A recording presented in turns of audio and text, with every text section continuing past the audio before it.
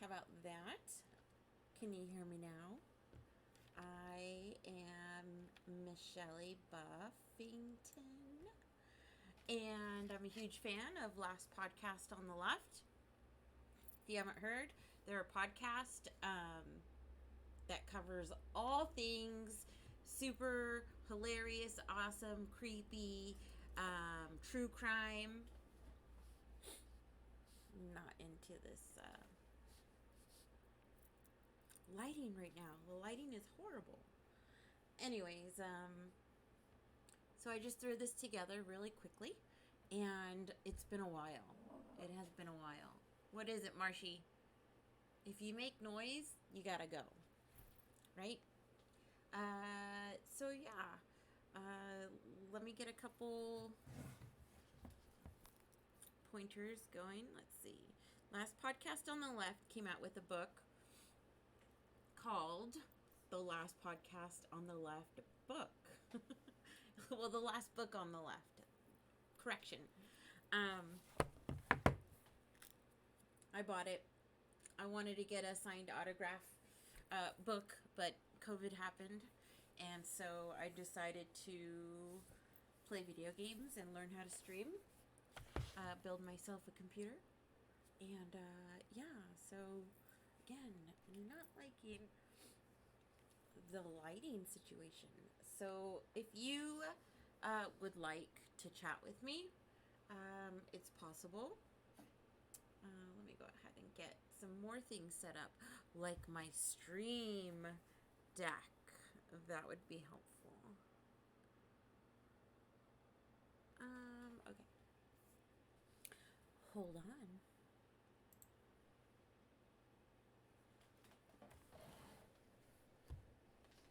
Wait.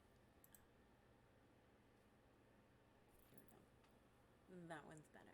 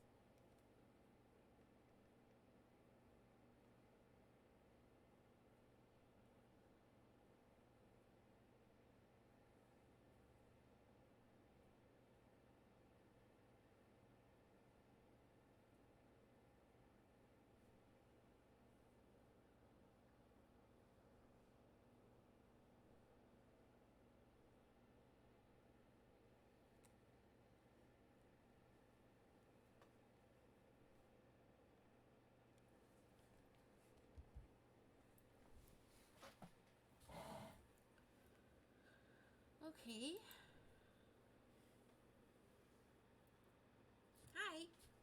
Hi. Oh, two people. Hi, two people. Welcome. Feel free to say hello.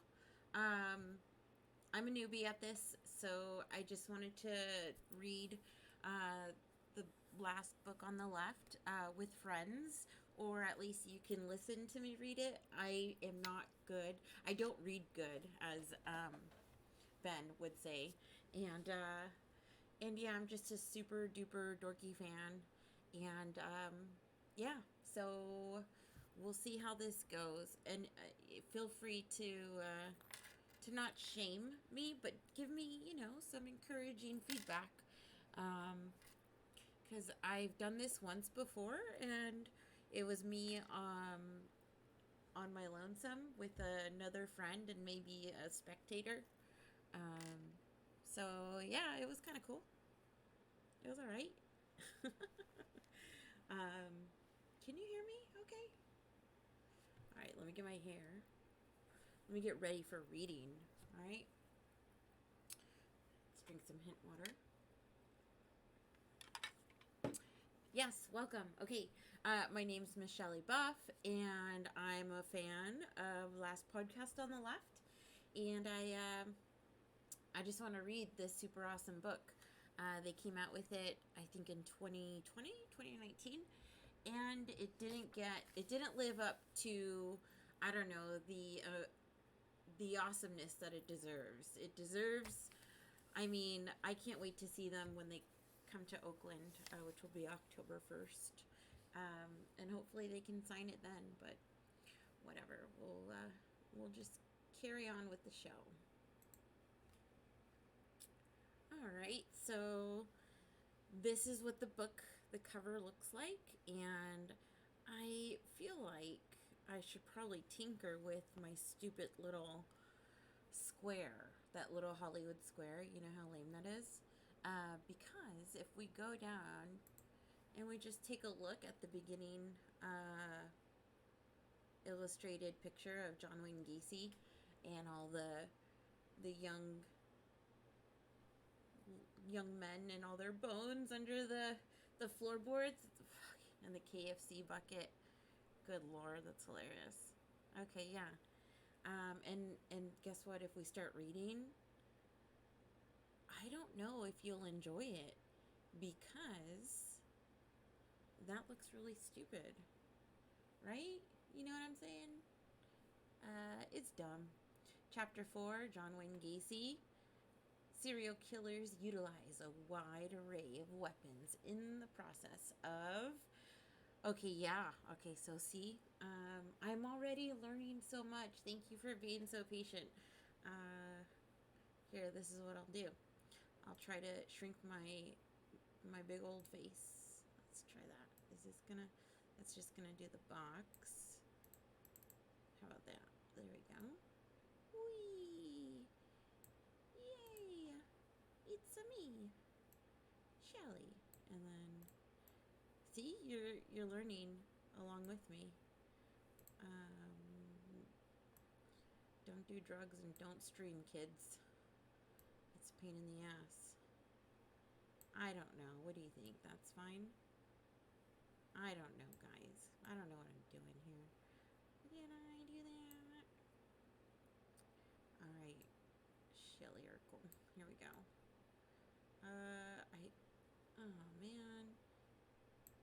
Alright, laugh at me all you want. Okay. This might be okay. This might be doable. You know what I'm saying? Oh, now I sound like J-Rock from Trailer Park Boys. You know what I'm saying? You know what I mean? Yes, I know what you're saying, J-Rock. And then, so I've got this on Kindle. Kindle's cool, I guess. I don't know. I had to pay for the book and the e-copy. But here we go. Oh, no. All right, Chapter 4, John Wayne Gacy. Look at this little picture. It's supposed to be of Marcus. It just looks like... I mean, you could say it looks like Marcus. It looks like a very ugly Marcus.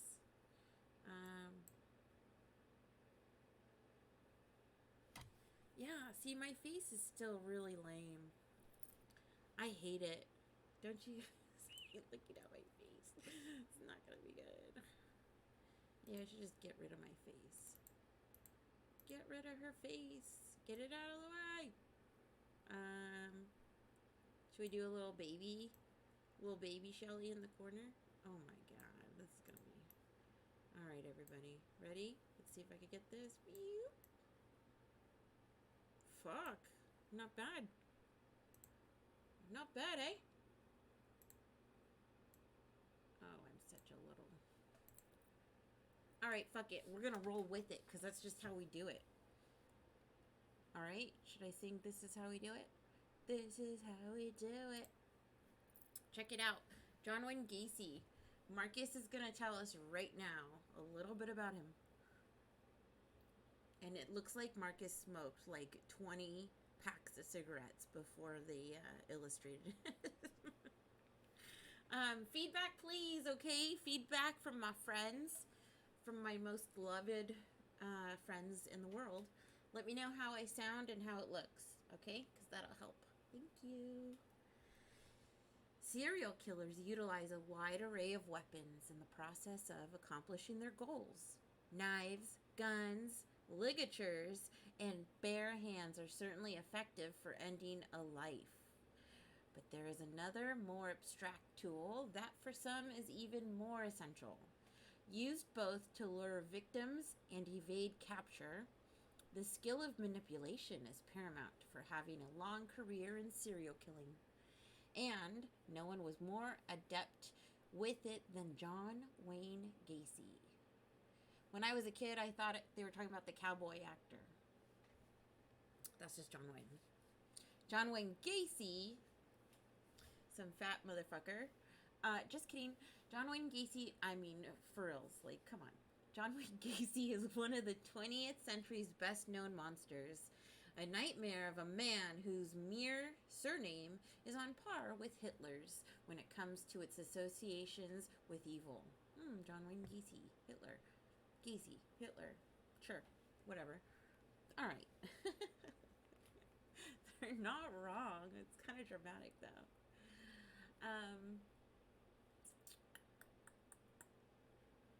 From 1972 until 1979, Gacy killed at least 33 young men and boys, either burying them in the crawl space beneath his North Side Chicago,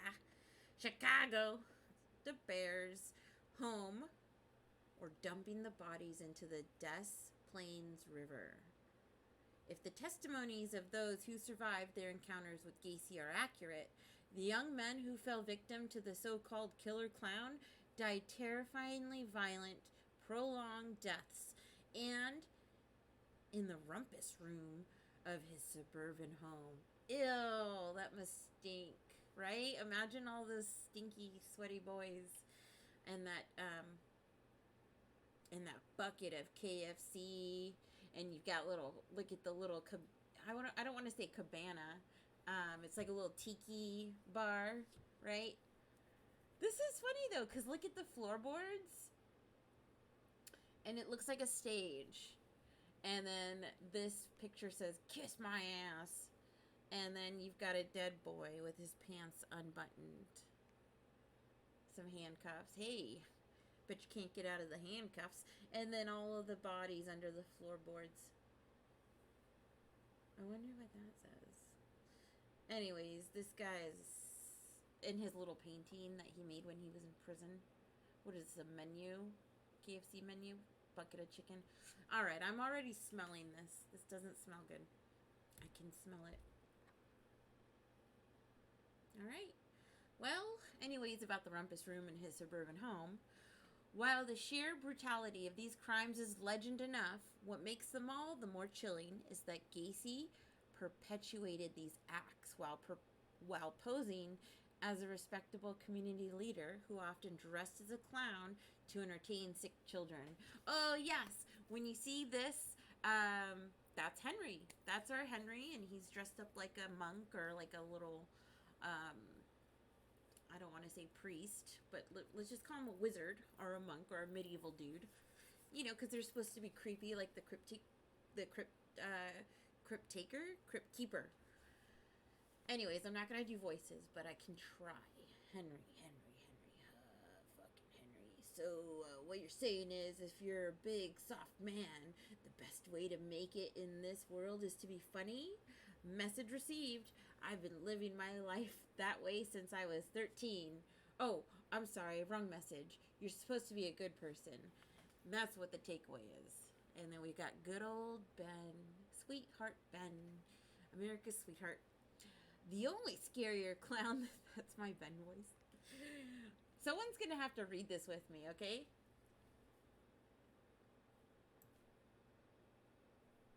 Oh my god.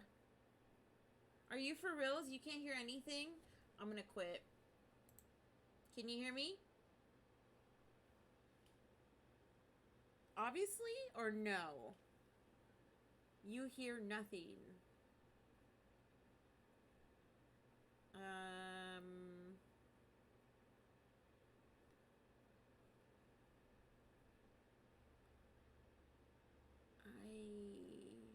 don't know what to do. All right, 1 minute.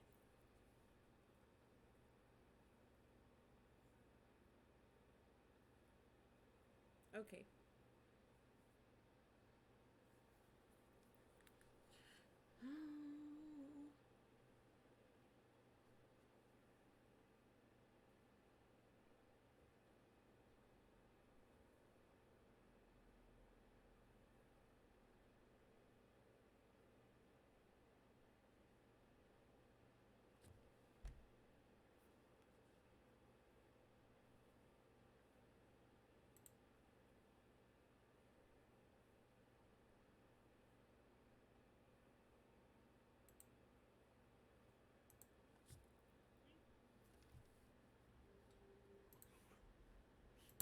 Fuck me!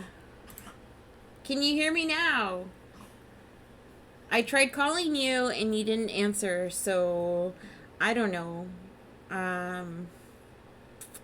Thank you. It's like 20 minutes too late. God, I see this sucks. You should have called me. Cuz I don't know how long I've been talking and you can't hear me. And now I feel like a doofus. Can someone please chat if you can hear me now? If you can't, then I'm going to end it because this is how this is what happens when you fuck a stranger in the ass, Larry. I'm sorry. So if you don't hear anything, at least you can see my beautiful face. And you didn't hear my horrible Henry impression or my horrible Ben impression. Marshmallow, you didn't hear Marshmallow. That's my dog. Anyways, all of my weirdos out there, could you please let me know how this goofy queen is doing? I guess you can rate. Like I'm getting an F right now at streaming. Got a C in rating, okay? Somebody, anybody, let me know. Yeah, let me just take a look here. Yeah, okay. It's Kindle time. Well, at least if you can't hear me, I'm boring myself to death. Yeah, I'm gonna die. This is horrible.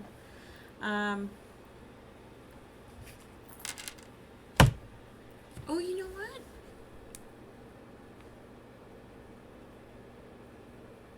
To death. Yeah, I'm gonna die. This is horrible. I can hear it on Twitch. That's a good sign, yes? Hey! The goofball figured it out. Did I? I did, because you didn't fucking help at all. I don't know what to do. John Wayne Gacy is a fat fucker, and I can go back. Would you guys like me to go back? Feedback. Let me know. Somebody tell me what to do. I don't know what to do. So I didn't watch the Peacock documentary because I don't have Peacock. I subscribe to Netflix, Amazon Prime, what is it, HBO Now. I watch a lot of YouTube, and I used to watch a lot of Twitch, but I don't know, life has been happening. Anyways, how should I say this? Reading is lame.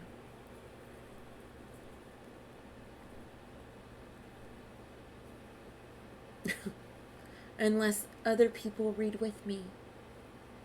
I need your help, guys. You're my only hope.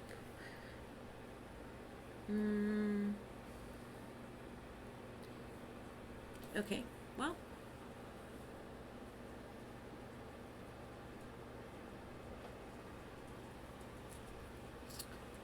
Okay, so John Wayne Gacy is one of the 20th century's best-known monsters. A nightmare of a man whose mere surname is on par with Hitler's when it comes to its associations with evil. Hitler Gacy. I mean, if you say, like,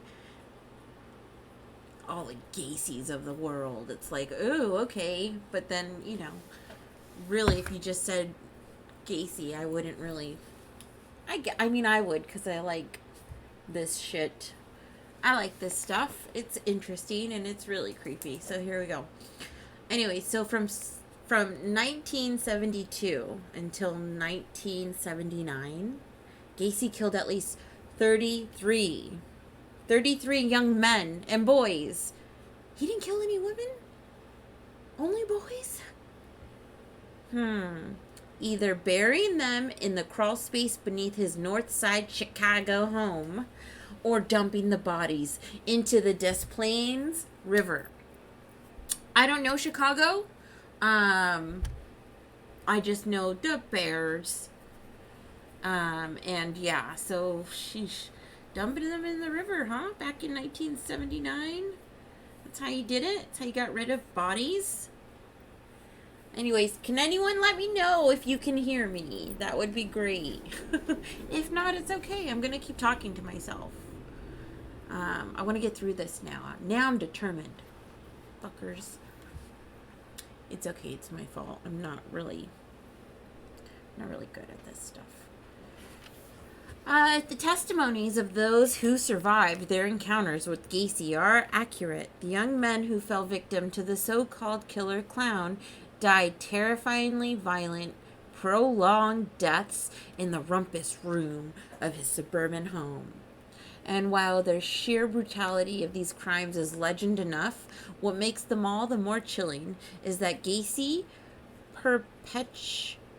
perpetrated these acts while posing as a respectable community leader who often dressed as a clown to entertain sick children. Yeah, he dressed as a clown, hence this weird, horrifying, I mean, that's a great angle, that's a great shot, and yes, the structure of his clown makeup, that always is, yeah, this is why I don't like clowns. Yep. Okay, so now when you see these little cartoons, it's like Henry is talking, okay? Henry Zebrowski, Henry Thomas. What is Henry Thomas gonna sound like? You fat fucker. Yeah. Hell Satan. No. I can't sound like him. I can only make noises that he makes too.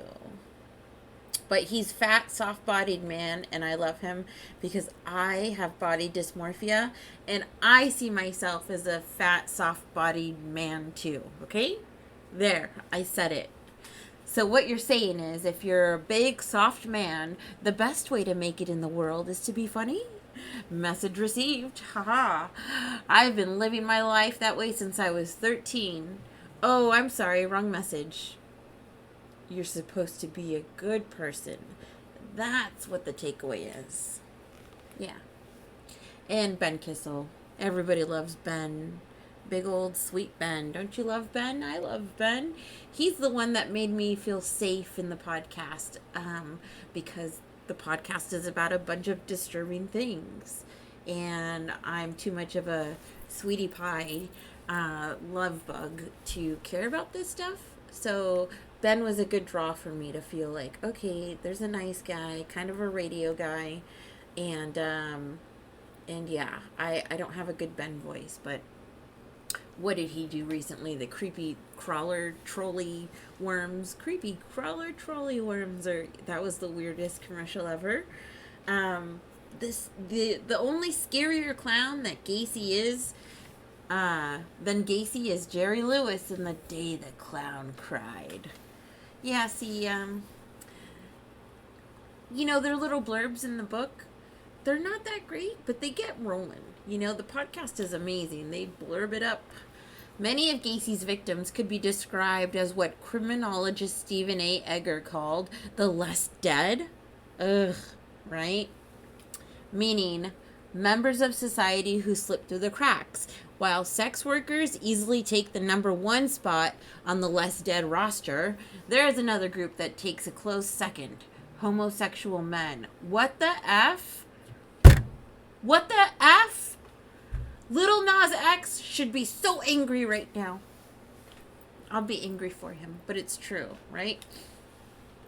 Although gay acceptance has taken great strides in recent years, it wasn't so long ago that it was acceptable for crimes to be outright ignored if they involved a homosexual act of any kind. This meant that investigators that could have led to the discovery of other crimes ended the moment a policeman felt uncomfortable.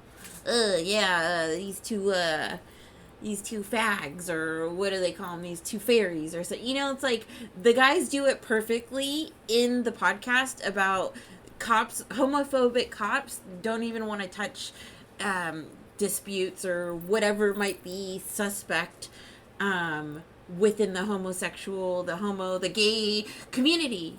And so here we go, John Wayne Gacy, 33 young men, right? Boom, whole lot of choppas. Sorry, I went on a rant there. Furthermore, many gay victims of violent sexual acts would refuse to report the crime. Yeah, right? Because the cops didn't give a shit? Lest their secret become public known. Oh, yeah, and they're afraid of being outed, too. See how sad it was? It still is, but I mean, gosh, it makes me sick. It's a society issue. Countless criminals took advantage of society's homophobia, but there was no serial killer who took it to the level of John Wayne Gacy. Good old Ben Kissel says, gay dudes deserve a superhero of their own, and Aquaman doesn't count. Okay, first of all, I was not a fan of Aquaman, and when the movie came out, I really didn't think I should see it, but then I did see it, and I fucking loved it, and he doesn't seem gay. And they do have a superhero. Lil Nas X. Well, he's my superhero. I don't care what you say. Henry. Look at Henry's face now. For a while, it seemed that police officers viewed the gay lifestyle as entirely deviant. Essentially a sea of orgies, drugs, and anonymous hookups. But from what I have observed, most homosexual lifestyles involve going to work, making dinner, watching Top Chef, and going to sleep. Wait a second. That's my lifestyle. Am I so gay? I'm married to a woman. He's just a sweet man. We love Henry. I just want to do this next time I see him. That's not to say all his victims were gay. Some were merely poor and bereft or bereaved of the sort of social currency that a man like Gacy was able to cure. Others were employees of his construction business, young boys easily written off as runaways. But because of the latent homophobia inherent to policing at the time, during John Wayne Gacy's active serial killing years, 5 reports were made against him for sexually assaulting men, 3 in Chicago alone, before he was ever seriously investigated. 5 This fucker had 5 people complain about sexually assaulting him. I mean, thank God I've never been sexually assaulted. But, how many voices need to be heard, right? Fucking cops. Anyway, I'm all whispering under my breath. Fucking cops. I hate those bastards. Pigs. But after listening to both Gacy and the teenage victim, an assistant state's attorney chose to believe Gacy. Oh, I wonder why. Let's figure this out, right? White man. What was he, like the leader of the Boy Scouts? Owned restaurants, like, you know, like. All right, you should know this, but it's okay if you don't. But we're gonna read it. The brutal encounter involving an oversized dildo and a game of Russian roulette was deemed consensual, or at the very least deemed to be of no concern to the police. They're like this. Right? They get all weirded out. Gacy was released. Oh my gosh, an oversized dildo? No. No. Gacy was released, and as a result, 15 more boys lost their lives before he was arrested again. Man, I'm so upset. I mean, I'm upset, but I'm like really upset. What about the families? All right, it's 9:25 here. It's 9:25 p.m. Friday night. How are y'all doing? My name's Michelleybuff. I'm a goofball, and I like true crime, and I love Last Podcast on the Left, and I love talking about, I don't know, I guess true crime. And yeah, this book, first of all, Last Book on the Left, a haunting and hilarious examination of history's most notorious and cold-blooded serial killers from the creators of award-winning Last Podcast on the Left. Wow. Having bonded while performing in the Brooklyn comedy scene, Ben Kissel, Marcus Parks, and Henry Zebrowski have written and produced the Last Podcast on the Left since 2010. Wow. 2010. Anyways, excellent book. We're reading it right now. We're in the middle of John Wayne Gacy. Well, we're not even in the middle. We're at the beginning, okay? Sorry, I keep going on a rant. Well, despite fully admitting to the police that he participated in homosexual S&M, at no point in his life did John Wayne Gacy consider himself gay. No. Confused, maybe? Hey, you know what? We live in a day and age where you say your name is French Fry McQueen. I have to call you French Fry McQueen, right? That's what we're teaching our children, right? So yeah. I respect French Fry McQueen. In fact, I wish I just made that person up. But yeah, okay, so he said he's not gay. Okay. He had no problem admitting to being bisexual. But even in the mere suggestion that he might be fully gay would tilt Gacy into an unspeakable anger. His talent for manipulation was so strong that he could apply it to himself, twisting his own sexual nature into an acceptable dichotomy. He made love to women, but men were reserved for what he called animal sex. You know what I was saying. It just so happened that animal sex made up the vast majority of his sexual experiences. Animal sex. I get what you mean. You just be real about it. Same as me and the animal style burger at In-N-Out. Are they normal cheeseburgers? I would rather think of Chris Christie having sex than John Wayne Gacy. I'm sorry for putting this thought into the world. Heyo. Thanks. Danny P. Danny Pizzle in the house. We're reading John Wayne Gacy, and you know what? It's time for the boys to crack in what they want to tell us. All right, so here we go. So yeah, Henry likes the animal style burger at In-N-Out. I respect it. Christy, don't know who that is. Might have to look it up real quick. The source of Gacy's self-hatred was no secret. Isn't that so sad? Self-hatred? Self-love. I wish self-love on everyone right now. As it is with many people uncomfortable with their sexuality, his fear of himself began with an extremely homophobic and possibly closeted father. Gotta raise those babies right. Just be free. This is a nice change of pace from the serial killers with mommy issues. Fathers can ruin lives too. Damn it. Aw, you know what? You're so correct, Ben Kissel. I have daddy issues.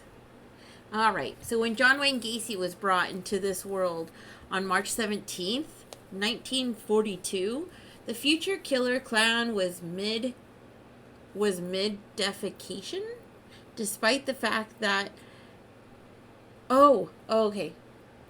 Okay, yes, defecation, not, you know what I mean, poop. Yeah. Anyways, despite the fact that this was evidence of a life-threatening condition, John Stanley Gacy saw the birth of a weak child as nothing more than his first disappointment of many. Stanley Gacy was a World War I veteran who worked as a machinist in Chicago after the war. Masculine to a fault, he expected the same of his son, going so far to name him after the pinnacle of American masculinity. At the time, movie star John Wayne. All right, partner. Ben Kissel goes to say, I guess it makes sense that John Wayne was also completely full of shit. Was he? What's wrong? I mean, okay, you know what? Maybe he was a racist. Danny Pets. What's up, Danny Pets? Thank you for being here. I'm sorry, I'm just a major goofball that's reading true crime. Okay. Henry goes to say, John Stanley Gacy was so masculine, he never shit once. Young Gacy was born with an enlarged bottleneck heart, which made it impossible for him to play sports or engage in the type of childhood roughhousing Stanley expected of a son. His father started taking out his frustration on him physically when he was only 4, whipping him savagely amid a torrential storm of emasculating insults after he muddled up a pile of engine parts in the garage. This set a precedent for beatings that would continue until John finally left home at the age of 20. We've got a shitter! See, that's what I thought. Defecation. He was defecating. He was pooping, right? And then I thought for a minute, no, it doesn't mean he's pooping. It's mean he was born, like, kind of deaf. But no, this cartoon explains where my mind went first. Henry says, I want to sympathize with the child getting beaten. But it's John Wayne Gacy, so my first reaction is, kill him, Daddy. Beat him harder. But it's horrible for all humanity that John Wayne Gacy learned that brutality is a way that a father loves a son. Beating your child doesn't make him stronger. It just makes him listen to new metal and become a militant Best Buy manager. Hey-o! That irrational, unguided anger was not just reserved for John Wayne Gacy's mother, Marion.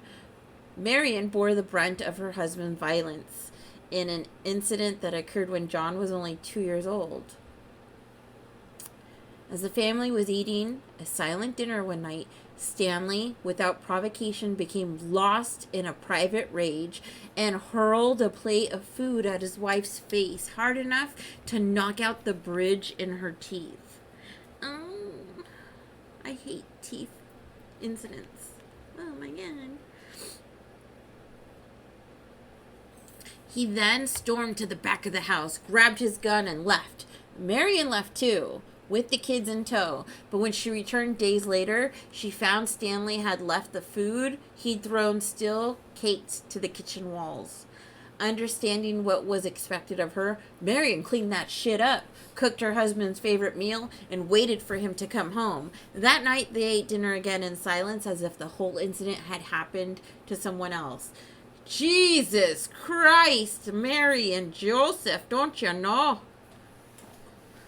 In another life, Stanley would have made a great gutter punk.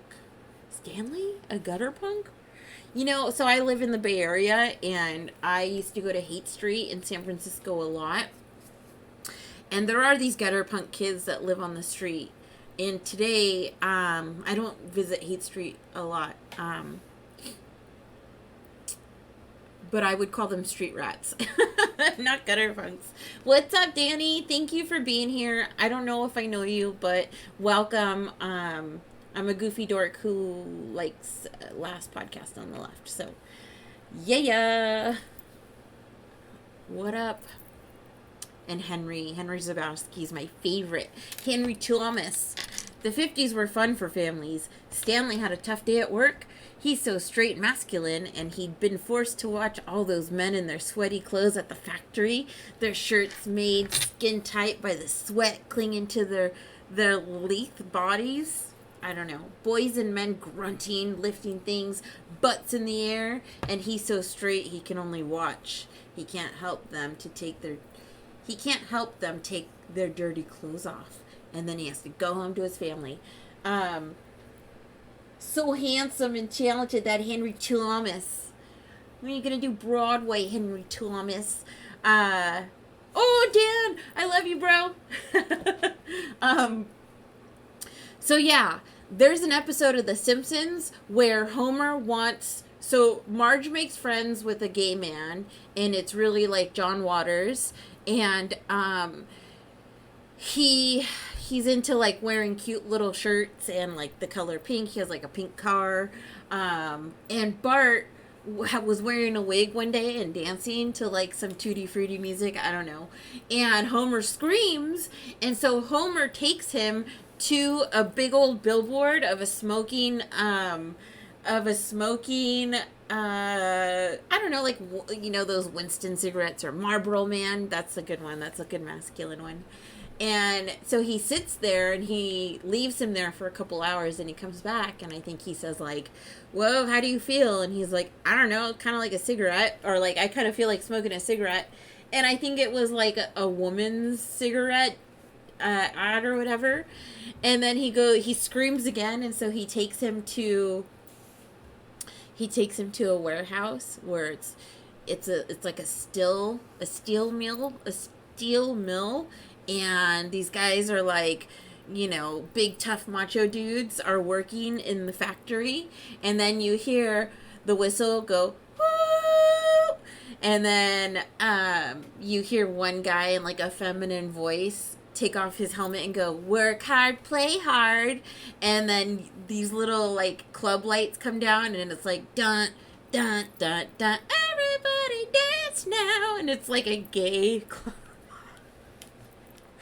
I'm sorry for taking you down that rabbit hole, but that is me, The Simpsons, factory guys, and gay homo stuff, okay? Henry knows what I'm talking about, right?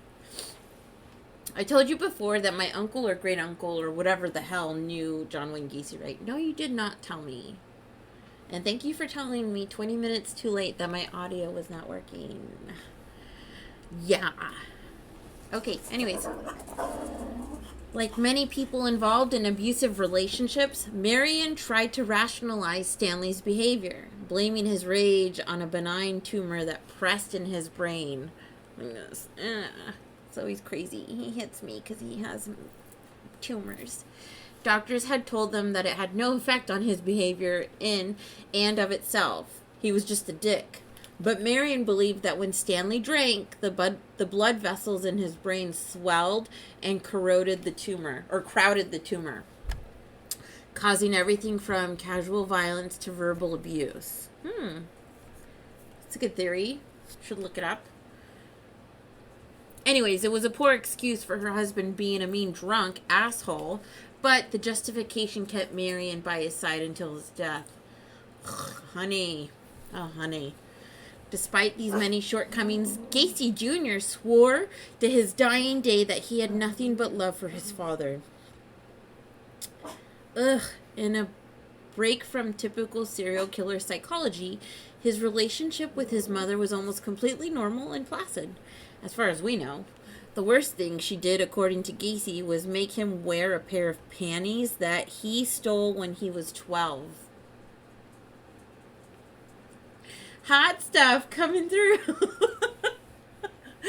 Yes, everybody dance now. I love it. Marshmallow, do you need to leave? Because your barking is distracting me from making Simpson references and reading. Child, do you want to go? Go outside? 1 second. Go on. Go on. Go away. Get. Alright, we'll check on her in the bell. Just set it and forget it. Alright. Okay, well. John Wayne Gacy stood by his father. You know what? My dad was an alcoholic. He died, and he was not in my life. He was in prison, and then he kind of came and went, and I just feel nothing but like sadness and pity for him, because I think he grew up in a really fucked up environment. Like, he was raised by 2 alcoholics, right? And so my dad has, I just feel like I've come around to understanding that he's pretty sick, because he was raised by pretty sick people. So that's how it goes. I didn't kill a bunch of guys and put them under my floorboards, though. Just like this guy. All right, coming up. Despite these many shortcomings, Gacy Jr. swore to his dying day that he had nothing but love for his father, and a break from typical... Okay, yeah. All right, so, yeah. His mother made him wear a pair of panties that he stole when he was 12. That's why I looked at you weird. I was like, that's not normal. Fuck. I never got caught stealing. Tim Curry's mom did the same thing, and he's a great actor. Ah, yes. The old Rocky Horror Picture Show Punishment. Yeah, I think I should watch that. This hadn't been Gacy's first pair of panties either. Like 4-time serial killer and crossdresser Jerry Brudos, Gacy developed a fetish for women's undergarments at an early age. I like the Jerry Brudos series. That was a good one. He definitely stole their panties, and then I think he hung out in his neighbor's closet until she came home. And shoes. He loved the shoes. And yeah, I think she like beat the crap out of him, but he was a panty stealer, panty snatcher. To clarify, having a fetish for ladies' underwear by no means makes a person a serial killer or even abnormal. It's fine. Go ahead. To make that claim would be like saying, because some serial killers like orange juice, anyone who likes to start their day with a nice cold glass might have a makeshift torture dungeon full of corpses in their garage. Wear women's panties all you want. Have them. You can have them all. I don't want them. I hate panties. But we also don't know that for sure, Marcus. Okay, things both serial killers and normal people can like. You ready? Well, women's underwear. Both normal people and serial killers can like them. Yay! Orange juice. Thank you. Suffocation fetishes. Choke me. Yes! Red Lobster cheese biscuits. Yes, right? Unite the serial killers and the normal people with the cheese biscuits. Scat and urine play.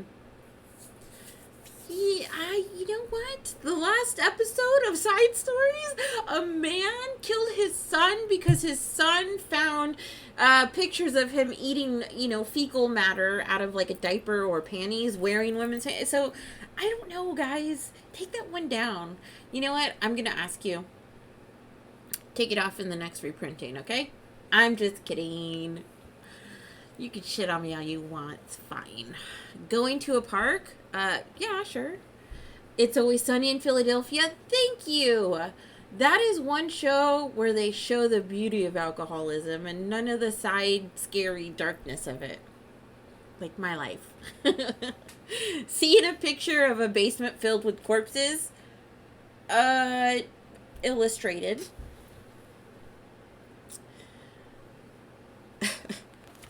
Jesus Christ. Dave Matthews Band, Under the Table and Dreaming. No! No! Please don't tell me you like Dave Matthews Band. Please. Alright, I like 4 of their songs, okay? Fucking kill me already. Because you're obviously, if I'm the normal person, you're the serial killer in this conversation. Just kidding. Oh, see? You really can't blame us for both loving Dave Matthews Band, seminal album, Under the Table and Dreaming.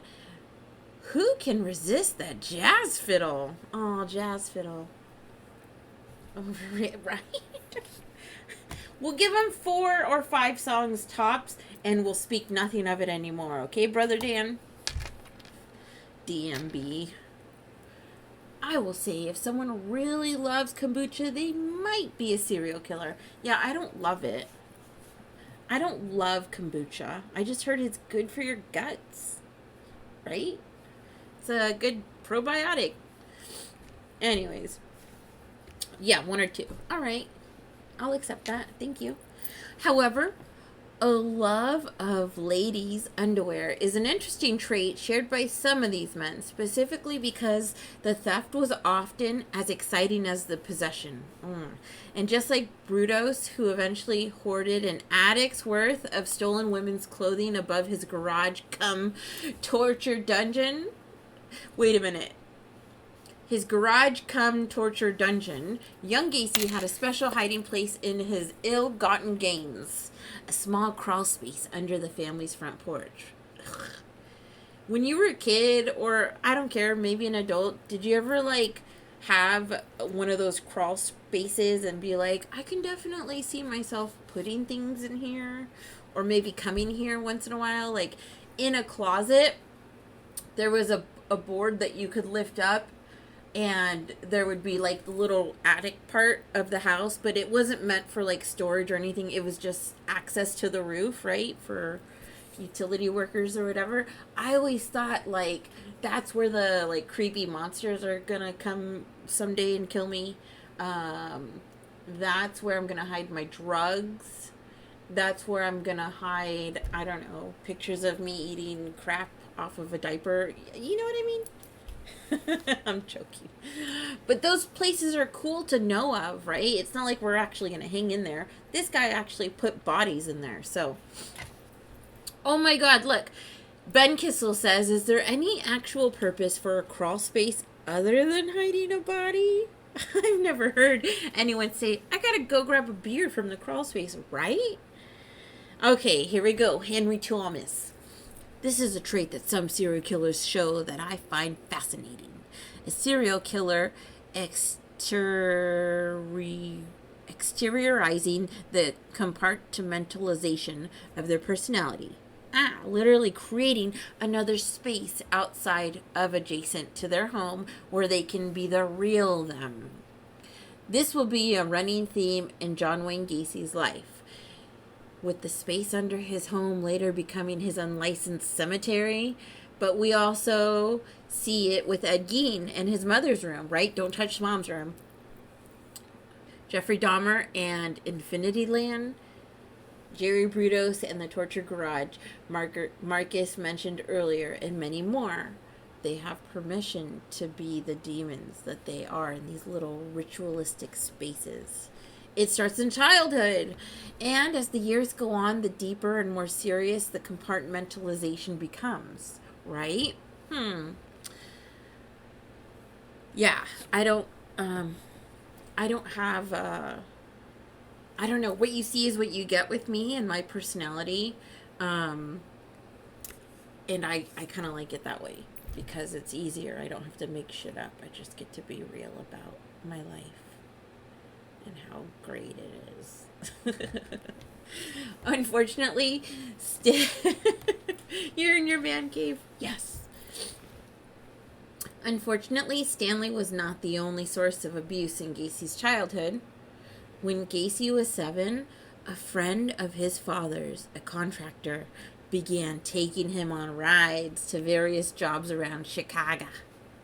Young Gacy was fascinated with construction, and Stanley thought a manly influence would be good for his son. Oh no. Instead, he had turned his son over to a child molester. Oh yeah. The contractor started challenging John to wrestling matches. Ew, that's what John did later.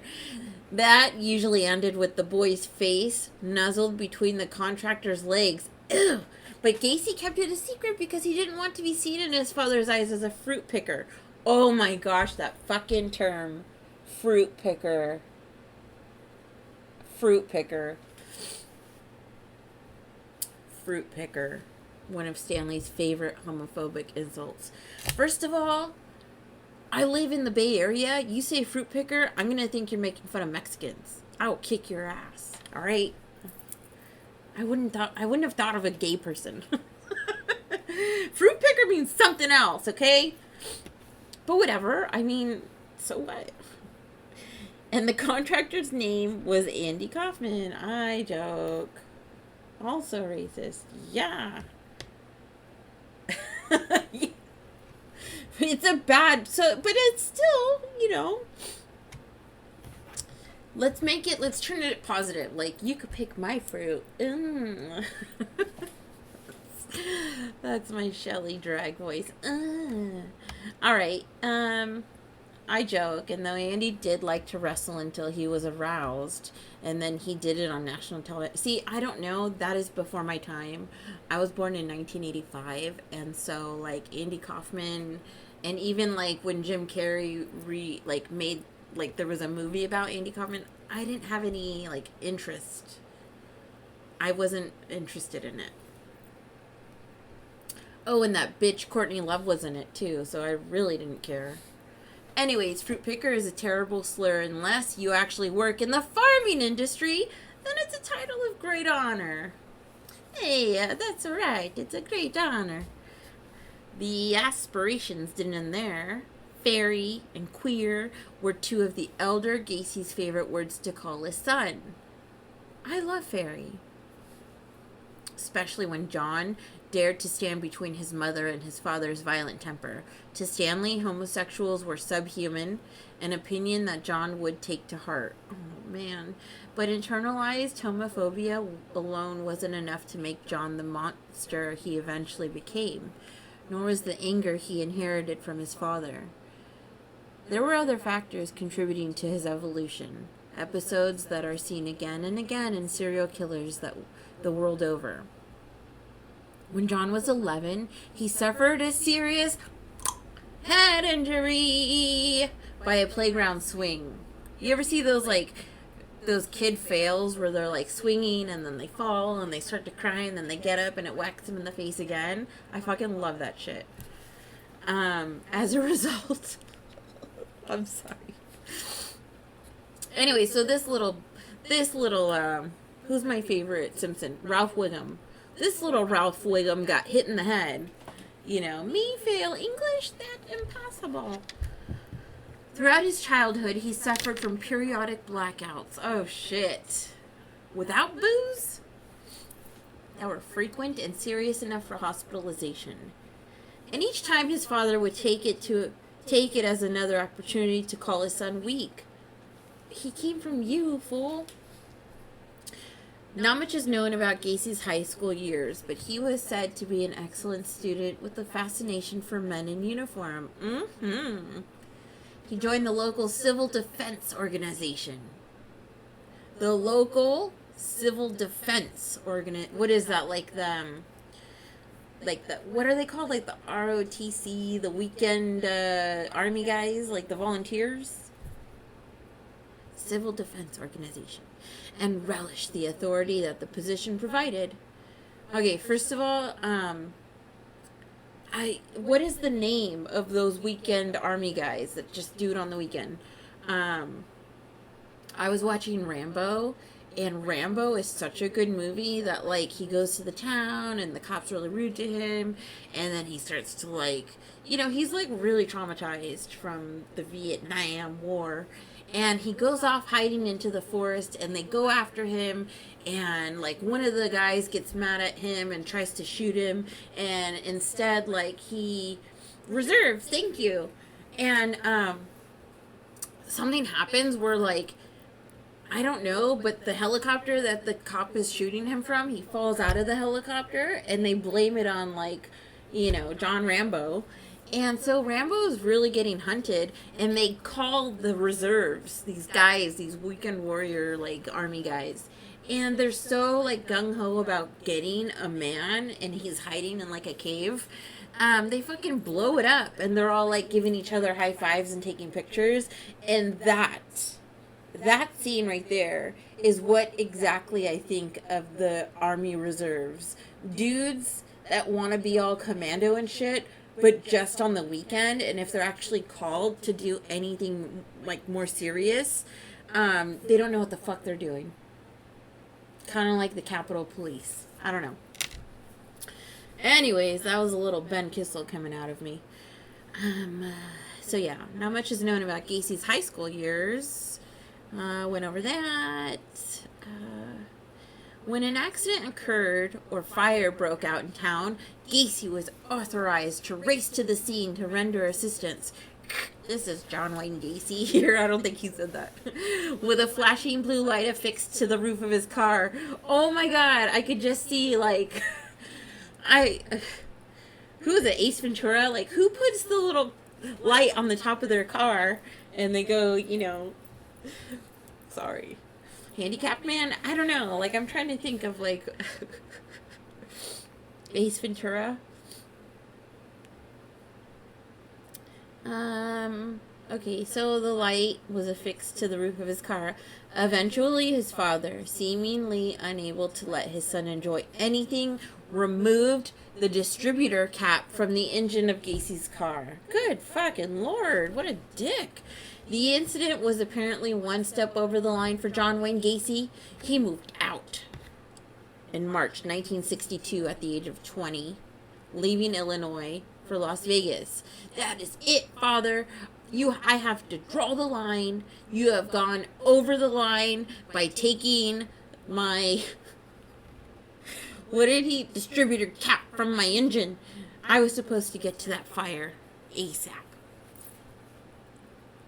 Anyways, there Gacy was hired as a mortuary assistant. Oh gosh. But after spooking himself by crawling into a coffin with the body of a dead boy, he quit soon thereafter. Ew. He creeped himself out? You ever creep yourself out? Like, really, creep yourself out. I like to think I like being creeped out, alright? But not for reals. He then moved to Springfield, Illinois. So he went to Vegas, became a mortuary assistant, creeped himself out because he crawled into a coffin, the body of a dead boy. Ugh. And then he moved back to Illinois, got a job at the Nunn Bush Shoe Company, and met his wife, Marilyn Myers. Oh, his first wife. I was thinking, why is it spelled differently? Her father owned several Kentucky Fried Chicken restaurants in her hometown of Waterloo, Iowa, and despite insisting until the day of the wedding that his daughter should not marry John Wayne Gacy, he eventually gave in and invited his new son-in-law to Waterloo to help with the family business. Do you think he told her his casket story? When he told me he climbed into a coffin with a dead boy because he was curious to see what the body smelled like, I was like, who is this man, and can I get some more of him? The newlywed received a diploma from the assuredly real Kentucky Fried Chicken University and immediately started overstating his influence to anyone who would listen. I am the manager of 6 Kentucky Fried Chickens. According to John, the diploma bestowed upon him all the rights and privileges of the Colonel. The Colonel! Yeah! My little Cartman voice. I always think of myself as Cartman sometimes when I sit here and I play my little games and I'm like, oh, the Colonel. Anyways, he began telling his employees and others in the community that he was the real owner of 4 Waterloo locations, despite the fact that he was only a manager. Honestly, that's the type of vocational education I advocate for. I also wish KFC University had a football team so we could watch them play McDonald's University in the Obesity Bowl. Oh, Ben would be an excellent cheerleader or like a commentator, like a sports commentator for the KFC Bowl. You know what I mean? They have a Chick-fil-A on the campus of the KFC University. If you go to it and they catch you, it's immediate expulsion. It's a trick restaurant. Really thins the herd. Yo, fuck Chick-fil-A. Continue. During this era, Gacy also positioned himself as a community leader. Of course he would. Egotistical. Joining a fraternal leadership organization called the JCs. JC Chazé. Gacy was a proud JC until the day he was captured. Enjoying both the camaraderie as well. I'm turning into a Chicago girl. Enjoying both the camaraderie as well as the full sense of power given to him for lording over such an ultimately inconsequential club. What is it, like the Lions Club? He would later describe his years in Waterloo as the best of his life. Henry Thomas. We see this need to belong to a group with Bundy and Berkowitz too. These are men with no real identities. They want to belong to an established body that will give them a societal hierarchy to climb, be it via politics or religion. It might be a way to feel normal, fit in, or have a purpose in life. But with these assholes, it also serves as another sociopathic way to wield.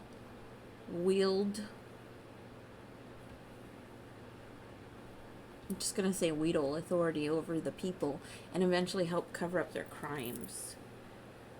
Fuck them in their bland ass chicken. Yeah, I had it once on my way camping. I wasn't driving, so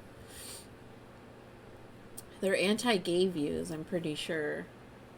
They're anti-gay, and I am not anti-gay, ever.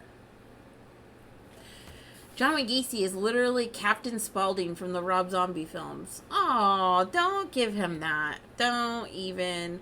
Really, Ben? Shut up. Exhibit. With his position of community respectability came other fringe benefits. Much like the rest of the country, Waterloo, Iowa, in the mid-60s was a hotbed of promiscuity, and the JCs were at the seedy center, gleefully participating in prostitution, sketchy pornography, and wife-swapping. Ugh! Key parties. Gacy did his part in keeping the illicit activities under wraps by providing the local cops with all the free chicken they could eat. I'll try anything once. Ha ha! Bribery through chicken. It really was a better time. Gacy also played host to what used to be known as stag parties. In these off-putting get-togethers, grown men would set up projectors in garages and watch scratchy pornographic films together. Woo-wee! That Veronica Vaughn is one piece of ace. Me and her got it on. And then Billy Madison goes, no, you didn't. And then Chris Farley, the bus driver, goes, well, I know a friend, and her and him got it on. He goes, no, they didn't. Yeah. Sorry. That Veronica Vaughn. Anyways, hooting and hollering while drinking cheap beer. What do you think, like Naughty Ice? Did they have Naughty Ice back then? But Gacy's actual favorite form of socialization, separate from the stags, had a more sinister bent. He formed a boys' club in the basement of his home, comprised mostly of his teenage KFC employees, charging monthly dues for free-flowing alcohol and a pool table. Gacy used these lures in the development of his predatory nature. At first, Gacy half-jokingly competed in games of pool with the boys, using fellatio as the ultimate prize. I'm sorry, what? Dick sucking? Is that what we're talking about? He half-jokingly competed in games of pool with the boys, using fellatio as so he was going to go down on them? When that ploy fizzled, he claimed that he'd been commissioned by the governor of Illinois to conduct scientific experiments in the field of homosexuality, going so far as to forge a certificate for himself that proved to... What a psycho! These dumb kids are like smoking and drinking and playing pool, and this fat fucker comes, and he's like, actually, yeah, and he shows them the little degree diploma. Get that shit out of here. The boys would be paid for their time, he claimed. Failing in that ruse as well. Gacy would I wouldn't believe it. Gacy would claim that there was a separate branch of the study wherein the participant would have the privilege of sleeping with his wife. Ew. The only catch being that Gacy would receive oral sex first. Ew. If a club member was stubborn and passed on every sexual deal floated his way, Gacy would not so subtly imply that he knew some guys in Chicago, and all he had to do was pick up a phone, and his connections would take care of any uncooperative or ungrateful young boys.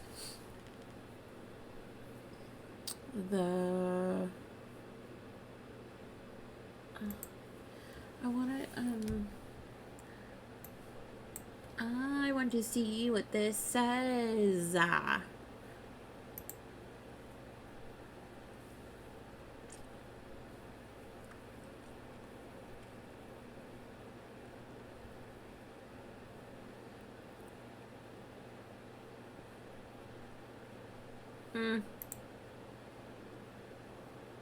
Okay, so the JC sex party, we hereby invite you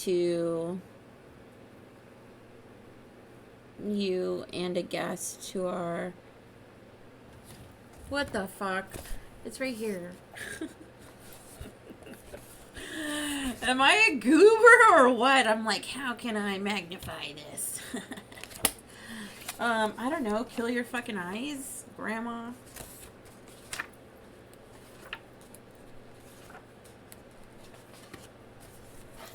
Mwah. Oh, fuck, it's still hella small.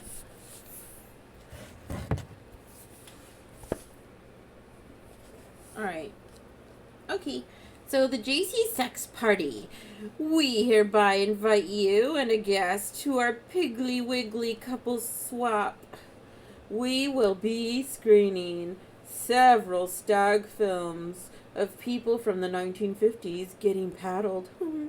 Triggers, you do not go into the rumpus room. BYO cream cheese. Ooh. Good thing I went to Costco this week. Oh, bring your own cream cheese. That is disgusting. I'm gonna puke right now. Ugh. Good grief. He was gonna call the blowjob mafia? Those poor kids. Look at Henry's face. Man, all of this sounds so enticing. Gee willikers. I wish I could go to a stag party. Gosh darn it.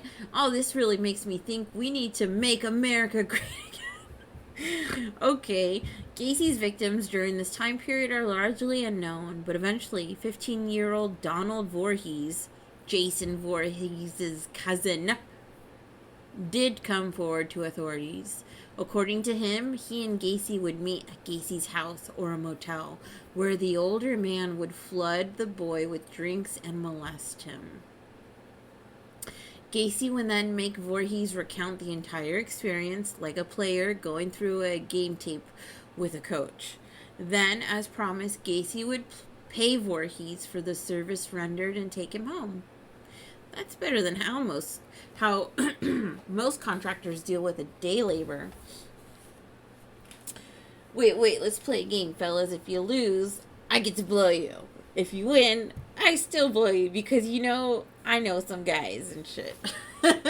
Yes! Fucking ew! Ew! And I have that stupid mugshot of him with his fucking chubby ass piggly wiggly cheeks and his stupid nose and his little combed hair and his stupid mustache and his stupid double chin and his other little chin, and I just hate him. Comparatively, in Waterloo, Voorhees was one of the lucky ones. Oh, thank God. Poor kid. 16-year-old Edward Lynch, who worked as a cook and a dishwasher at one of the KFCs under Gacy's managerial watch, experienced a special kind of rompous room hell. One night in '69, Gacy privately invited Lynch to his house to watch a movie and play some pool.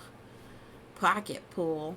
After a few rounds, Gacy casually floated the blowjob gambit and then threw the game. Oh, I lost. I'm gonna have to give you a blowjob now. Oh, I get it. If you lose, you have to give me a blowjob. Nothing like strip poker. Upon Gacy's demand to immediately render payment, Lynch tried to laugh it off, saying that he thought his boss had been serious, but Gacy pushed it.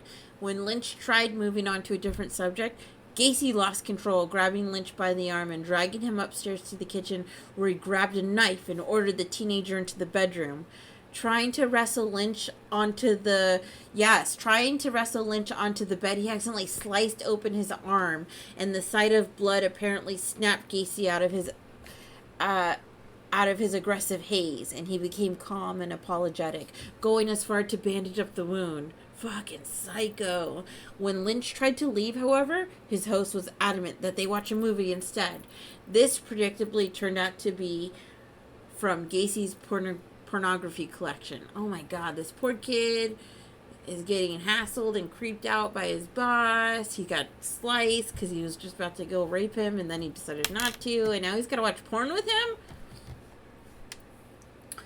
Oh my God. After a few uncomfortable scenes, Gacy asked the teenager if he could try a trick. Check, please. I think this calls for an exit stage right.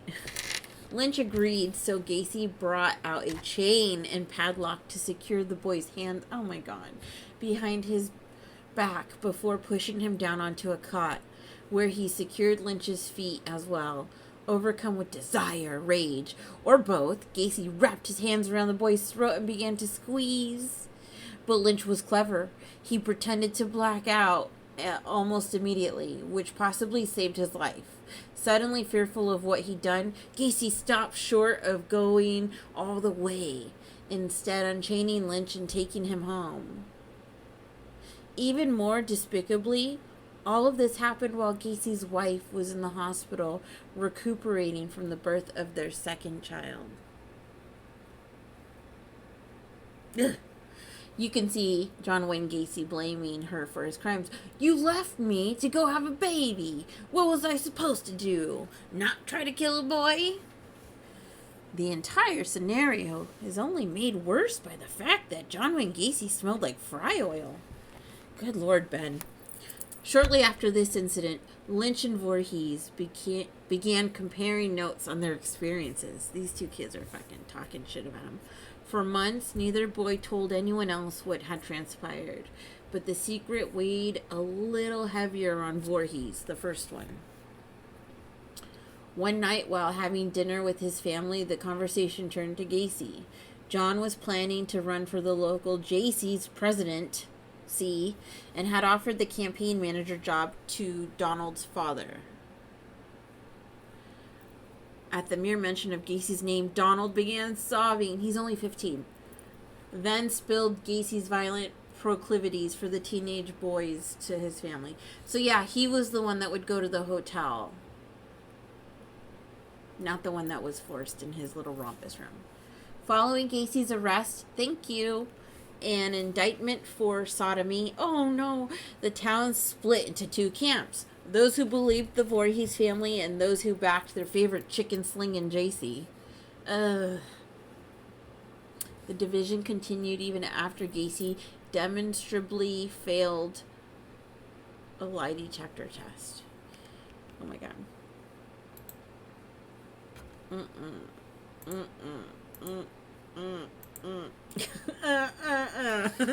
I'm getting so grossed out.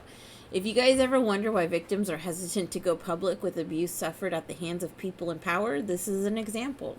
It was hard to pin down a guy who was some kind of fake lieutenant of the Jaycees.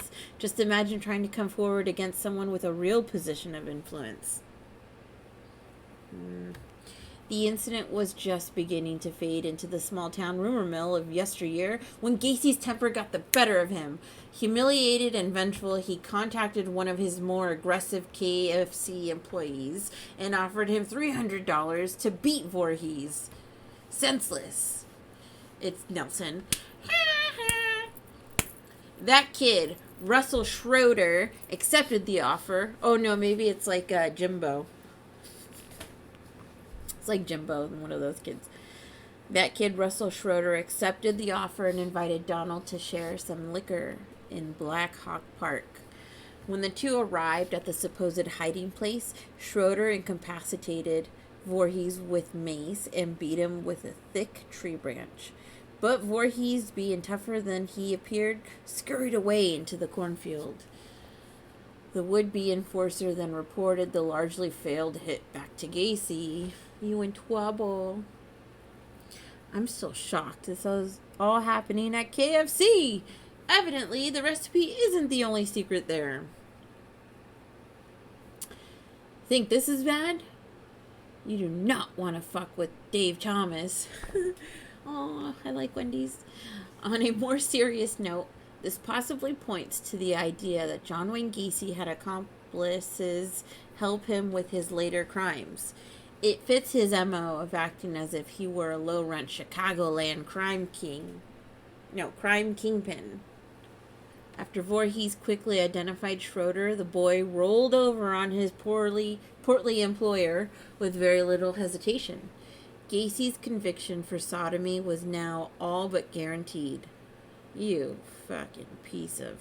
He pleaded for leniency during sentencing, but considering the obvious pattern of abuse, Gacy received a sentence of 10 years. I'm no Judge Joe Brown, but I'm just going to say that the crime here isn't sodomy. It's a whole forced assault part alongside the threats of physical violence. It's also telling of the true weakness of John Wayne Gacy. These weren't full-grown men he was targeting. These were kids who were easily dominated. He manipulated these kids using his power in the neighborhood. They didn't understand that they could say no to an adult.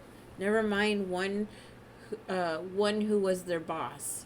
To make matters worse, Gacy's wife filed for divorce that same day. Taking their 2 kids, they wouldn't see John Wayne Gacy's face again until his bored, vaguely annoyed mugshot appeared on the front page of every major newspaper in America a decade later. A fucking decade later. He later told a fellow prisoner that as far as he was concerned, his family was dead. Y'all dead to me. Astonishingly, Gacy's parents were presented at the sentencing. When the judge announced the 10-year sentence, Stanley openly wept in the only display of emotion, besides pure anger, that his family ever witnessed. He would die of cirrhosis of the liver 1 year later on Christmas Day. Da Bears! Choking on a chicken. Perhaps dying was the best gift he could give to his family. And on his tombstone read his final words, "Not gay!" Gacy hid his sodomy conviction in prison. How? Claiming instead that he'd been sentenced to 10 years for hosting good-natured porno parties for teens and had been framed by political enemies. Of course he would. His Jaycee's presidential campaign had been going too well, he claimed. Sure. If your excuse is that you're simply in trouble for having good-natured porno parties for teens, I think it's safe to say you're gonna stuff a crawl space with victims in the near future. Nothing more presidential than making a bunch of minors watch pornography while you watch them watch it. Literally, nothing more presidential. Right?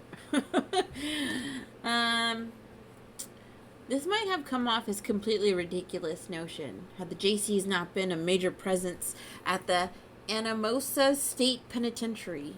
Gacy continued his JC's work while behind bars, eventually attaining the JC Sound Citizen Award, the Spoke Award, and the Sparkplug Award while still in prison.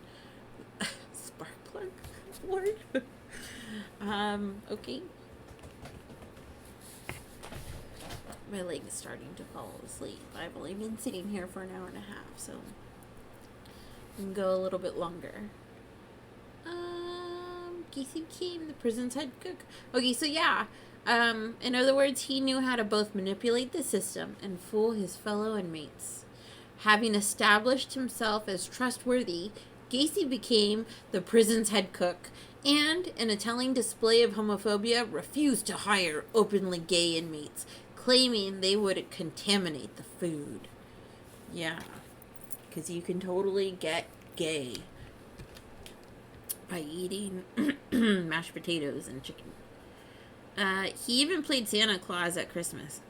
For his good behavior, Gacy was granted parole only 18 months into his 10-year term.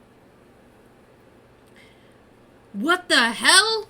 18 months? The Black Hawk County DA issued a strong reproach, but the parole board disagreed. John Wayne Gacy was a free man. Within days, he left Iowa and his criminal record behind, paving the way for even ghastlier crimes to come. Gacy's prison gig as Santa Claus really makes the song Santa Claus is Coming to Town extremely creepy. Fuck me. Gacy moved in with his mother in Chicago, well out of the pure view of his parole board. What the hell? And got a job at a restaurant as a short order cook. He soon turned to his childhood hobby of construction and started his own contracting business. His skills and ability to ingratiate himself resulted in success rather quickly. And as a result, Gacy convinced his mother to buy a home at 8213 Summerdale Avenue in Des Plaines to give his business room to grow. This house would play as both stage and storage for Gacy's 6-year killing career. Ugh! I guess the crawl space technically makes it tax write-off. Like having a home office? I don't know. I'm just gonna go now. Thanks, Ben. I wonder why, maybe Marcus is reading it to it. Yeah, Des Plaines. I wanted to say, instead of, Des Moines, the S is silent. Des Plaines. Within months of settling in, Gacy's behavior began to show a murderous edge. One of the first employees wait a minute. When he was in jail, he didn't do any butt sex? Wouldn't he have loved that? But no, he hid his sexual identity in jail.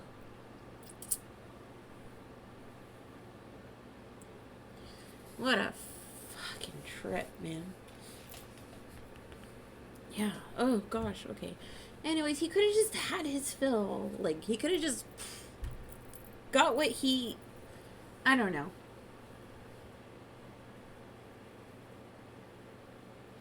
Anyways, so one of the first employees at his fledgling construction business said he was searching for a fuse in the garage one day when he felt a thwack of a blunt object. You were supposed to read my mind, that I was spelling it like I were You should do it differently, the way you would pronounce it.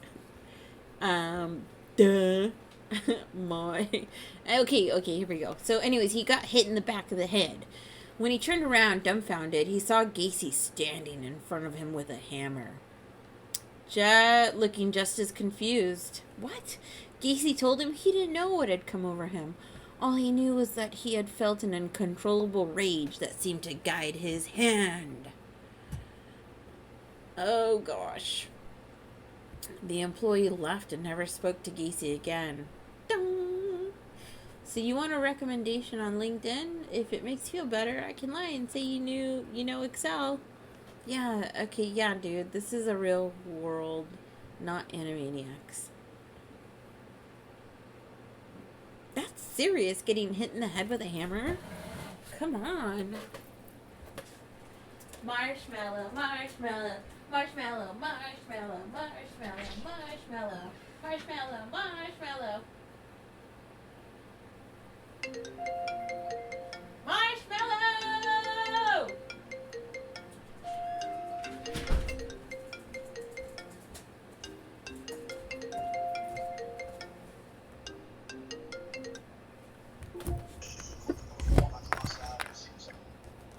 Oh, sorry, man. I'm busy streaming and reading. 'Cause I need to practice reading good. I mean better. Impossible.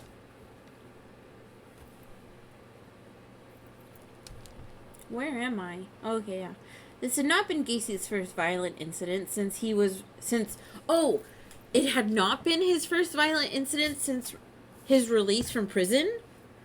He attempted to rape a teenage boy. He picked up from the Chicago bus station. Gacy was caught, but since this crime occurred long before the criminal justice system was plugged into the cross-referencing matrix, his parole board back in Iowa was never notified of the crime. Gacy would have potentially been sent to prison regardless, but the victim didn't show up for the court date, and the case was dismissed. Good night, Brother Dan. So many of these serial killers get away with this cross-state confusion, right?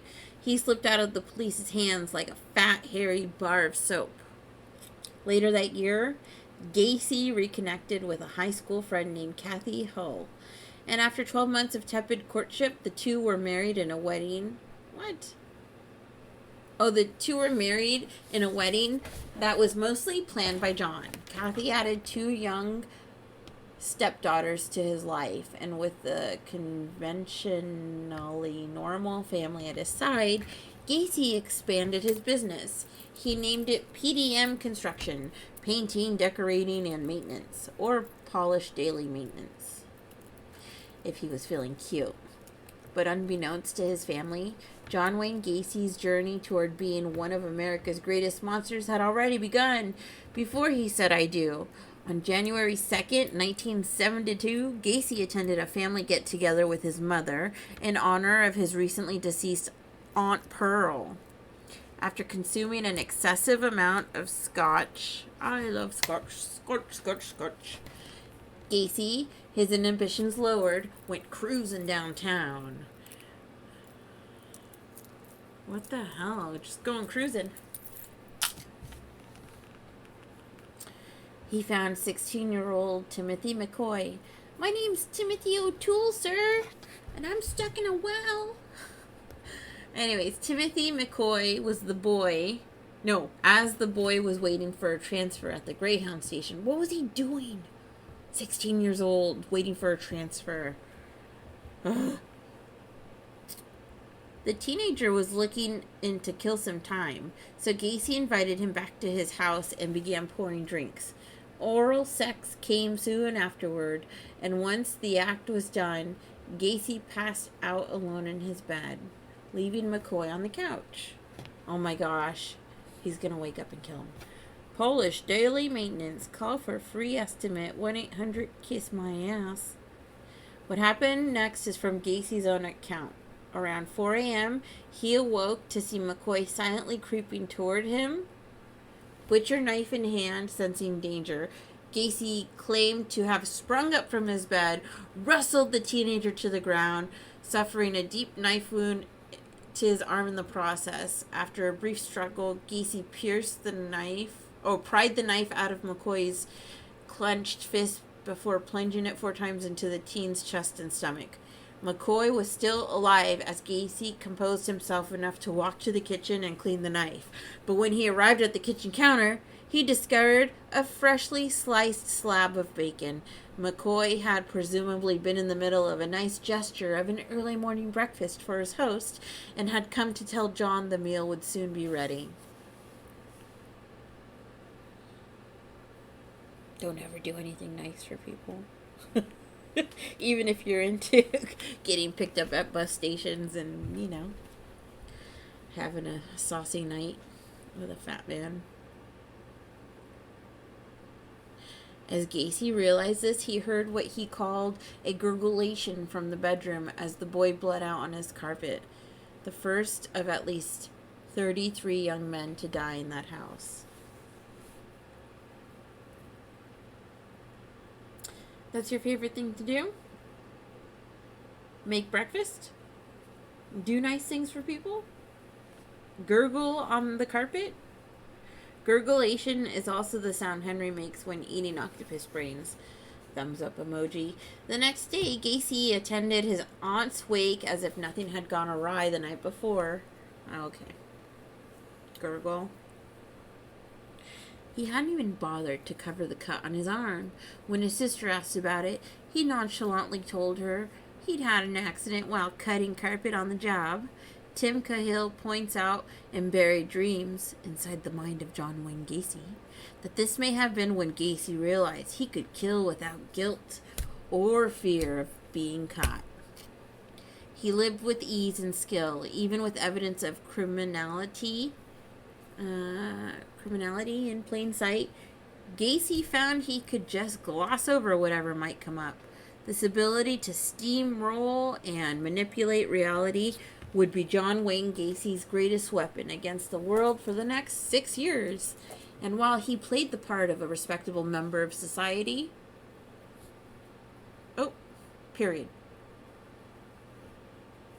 Well, he was as respectable as a man who works in construction, as in involved in politics, and also moonlights as a clown can be. Actually, that's how I describe Trump.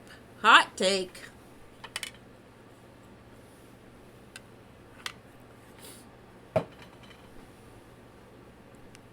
Oh, wait, hold on. My friends are sad I didn't answer, but you know what?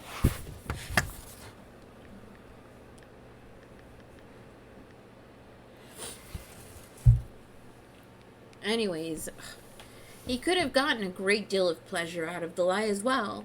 I wonder if he actually did do a good job of lying. Or is it Midwestern politeness so strong and powerful that no one pushed too hard as to why John was openly bleeding at his aunt's wake? It's not that he was openly bleeding. I'm pretty sure he wasn't openly bleeding, right? He probably just looked a mess. Looked like a fool.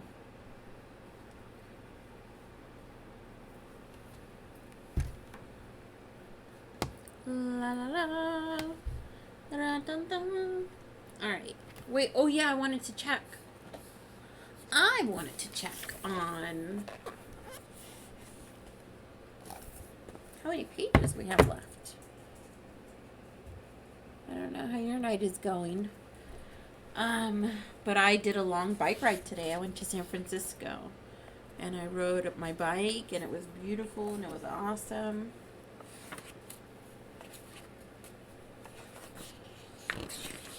I wanted to do Ed Gein.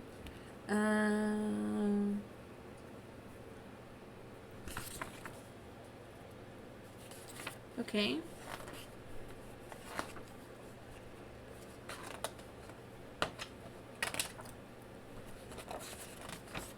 Oh my god. Oh my god. Oh my god. Alright, so there's like 8 pages left.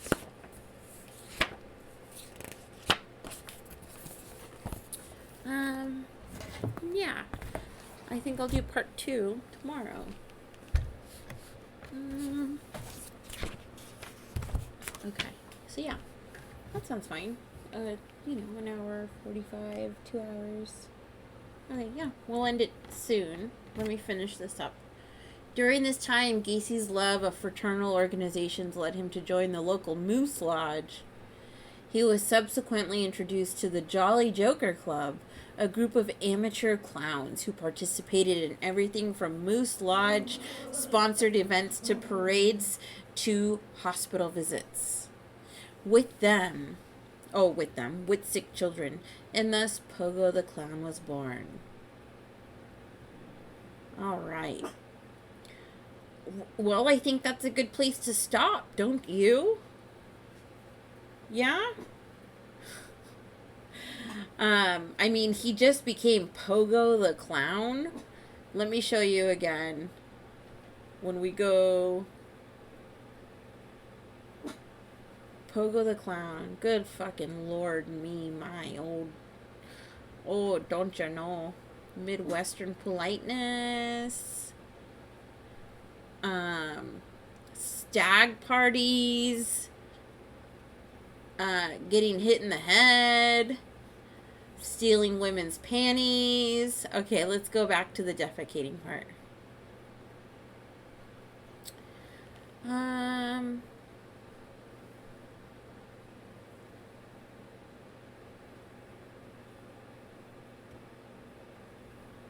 Where's the part?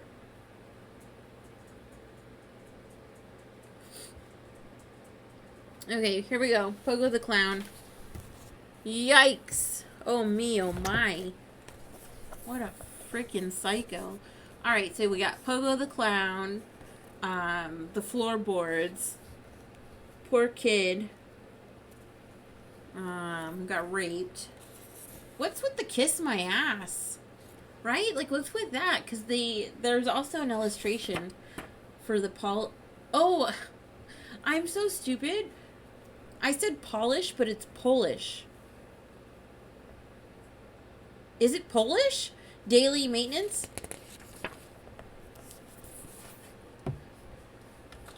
Hey Siri, how do you spell polish?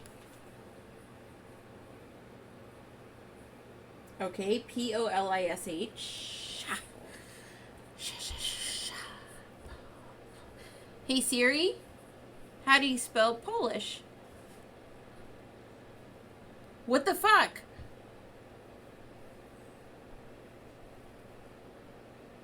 It's the same.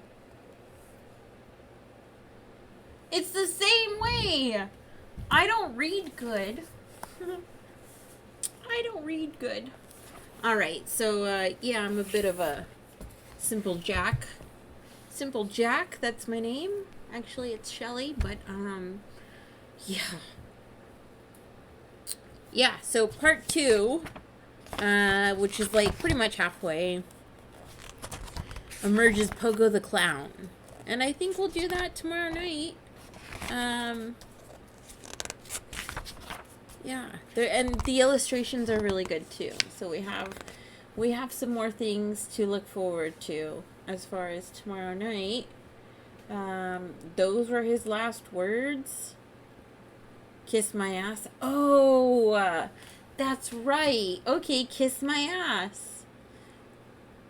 You know, like I said, those videos of the kids that are swinging and then they fall down and they start to cry and then a swing, the same swing hits them in the face.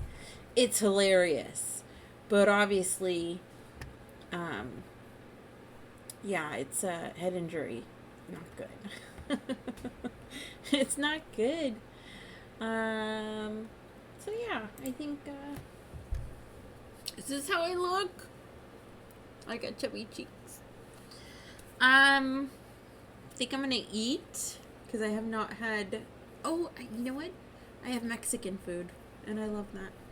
I have Mexican food. I went on a long bike ride today to San Francisco, so I did the Great Highway and then the Cliff House, and then I did back. And it wasn't. I mean, it was like an hour, but still, I had fun, and I was listening to Sublime, and I was like.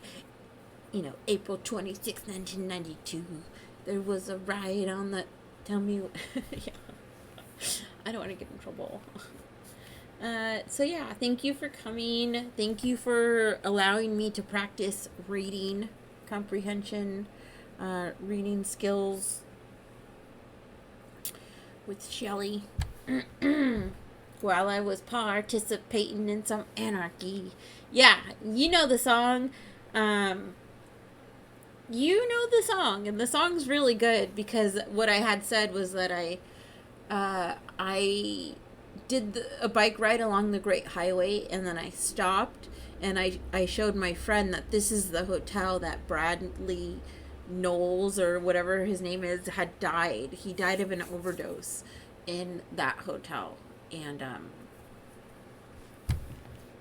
yeah, I showed him where it was. Oh, it's just called April 1992? Yeah, but in the song, they say the date. It's the 26th or the 25th. I think it's the 26th. Weird. No, it's great. It's a great piece of history because Sublime, they were supposed to play a show in San Francisco that night. The night he died. Not April 26th, 1992. But also, and it's like kind of a come around that there's riots. This whole, Anyways, we're not going to get into it. I'm going to say goodbye. I'm going to play some Fortnite or some Hades. Let me know if you want to watch Hades. I'm like a major Greek mythology monkey monster. I don't know. Something with an N. M. Anyways, Hades is a game that I just started, so I can stream that. It might be interesting. I don't know. And I'm not reading much. I'm kind of slashing my sword around.